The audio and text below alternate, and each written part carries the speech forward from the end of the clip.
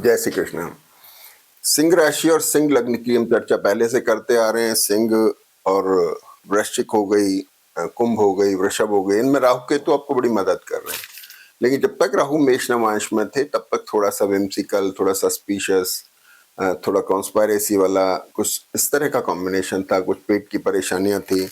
सप्तम में राहु मैरिटल और बिजनेस रिलेशनशिप में थोड़ा सा अड़चन भी दे रहे थे। कुछ बीमारी कुछ इस तरह की चीजें हो सकती हैं, तो ये राहु अच्छा नहीं था। लेकिन इस वीक में 2 दिसंबर के बाद राहु का नवांश बदल के मीन में आ जाएगा, तो राहु यहाँ पे आपके लिए मददगार होगा। लेकिन नक्षत्र जो हैं वो उनकी वजह से विम्सिकल कॉम्बिनेशन मैरिटल और बिजनेस रिलेशनशिप में आ रहा है, तो इस चीज का ध्यान रखने की जरूरत है। लेकिन वीक के शुरुआत में हम देखेंगे तो यहाँ पे सूर्य आपके वर्गोत्तम में है, चंद्रमा और शुक्र जरूर अस्त हैं, इधर गुरु आपके वर्गोत्तम में है। तो गुरु और सूर्य का वर्गोत्तम में होना आपका कॉर्पोरेट सेक्टर या गवर्नमेंट के लोगों के लिए फायदेमंद है, और जो लोग गवर्नमेंट से रिलेटेड या कॉर्पोरेट वर्ल्ड से रिलेटेड काम करते हैं, बिजनेस करते हैं, उनके लिए भी फायदेमंद है। तो यहाँ पर लग्नेश मंगल के साथ, शुक्र के साथ बहुत स्ट्रांग पोजीशन में है। शुक्र दशमेश है, नीच नवांश के हैं 1 से 4 तारीख तक। थोड़ा सा ध्यान रखने की जरूरत है, थोड़ा सा हल्का काम का प्रेशर होना। अब जैसे क्या, किसी भी तरह की चीज की मिनिमाइजेशन कई तरह का होता है, जैसे काम का प्रेशर भी उसको बनाता है, थोड़ा आपके परफॉर्मेंस को वीक कर सकता है, या कुछ आपको ऐसा लगता है पोजीशन थोड़ी डिलेमा में है, इस तरह की चीजें। लेकिन उसे परेशान होने की जरूरत नहीं, बड़ा शॉर्ट टर्म है ये।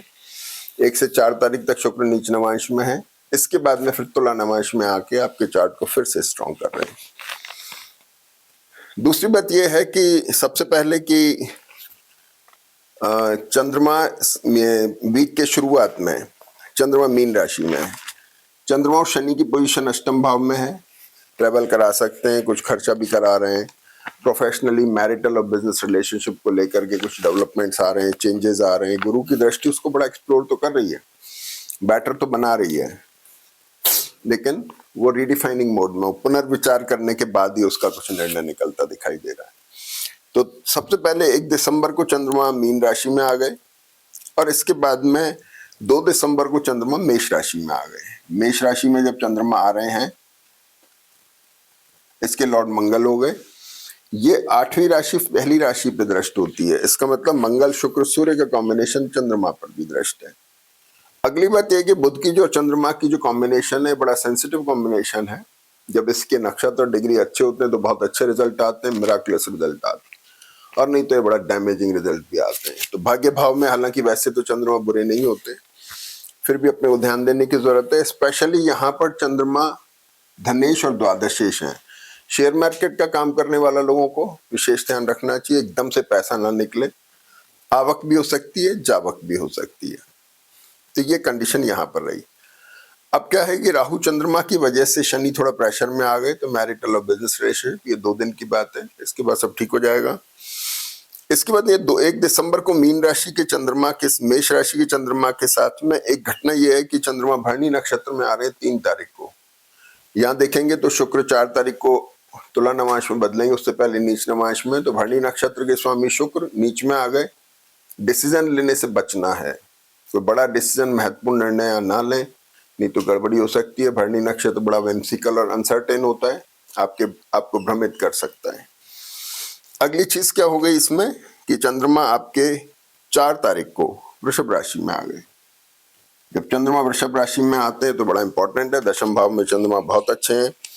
मंगल शुक्र की दृष्टि से आपके प्रोफेशन को थोड़ा कर रहे हैं। लेकिन सबसे बड़ी चीज क्या है कि शनि की दृष्टि, और गुरु ऑलरेडी शनि पर दृष्ट है, तो ये शनि की दृष्टि चंद्रमा को रीडिफाइनिंग मोड में ला रहा है, यानी आपका प्रोफाइल में चेंज आना। जैसे मान लीजिए सपोज एक एग्जांपल दें तो कॉर्पोरेट प्रोफाइल में थोड़ा चेंज आ जाना, वर्किंग थोड़ी डिफरेंट हो जाना।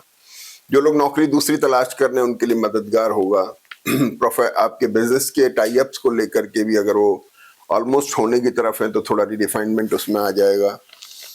मंगल शुक्र और सूर्य थोड़ा एग्रेशन बताते हैं, थोड़ा एहतियात बरतना है, बाकी बहुत अच्छा है। अब सबसे बड़ी घटना यह है कि 5 तारीख को चंद्रमा आ जाते हैं मिथुन राशि में। यहां देखेंगे तो मंगल और राहु दोनों इस पर दृष्ट हैं, और सबसे इंपॉर्टेंट चीज क्या है कि गुरु बदल करके वापस मिथुन राशि में आ रहे हैं। तो जैसे ही 5 तारीख को मिथुन राशि में गुरु आते हैं, यहाँ भी वक्री हैं, वर्गोत्तम में हैं, इनकी दृष्टि पंचम भाव पर है, तो शनि और गुरु की वजह से फिर से पंचम भाव आपका स्ट्रांग हो गया। फिर से दिमाग के अंदर जो हल्का सा थोड़ा बहुत हल्की कमी आ गई थी, थोड़ा सा आप एक्सट्रोवर्ट हो रहे थे, नए सिरे से सोच रहे थे, अब दोबारा से आप वापस अपने ट्रैक पे आ रहे हैं, दोबारा से फिर वैसे ही सोचना शुरू करेंगे 5 तारीख के बाद से, फिर चीजें मेटेरियलाइज होंगी, अपने बुद्धि बल से कुछ अपने काम निकालेंगे, फायदे उठाएंगे, बच्चों को संबंधित जो काम बचे हैं वो अब जून के महीने तक पूरे होंगे, पढ़ने वालों के लिए बहुत अच्छी चीज है। तो ये पंचम भाव का लॉर्ड पंचम पे दृष्ट होकर चार्ट को बहुत स्ट्रांग बना रहा है। तो ऐसे करके जन्मपत्री बहुत अच्छे मूड में है, आप इसका फायदा उठाइए। जय श्री कृष्ण।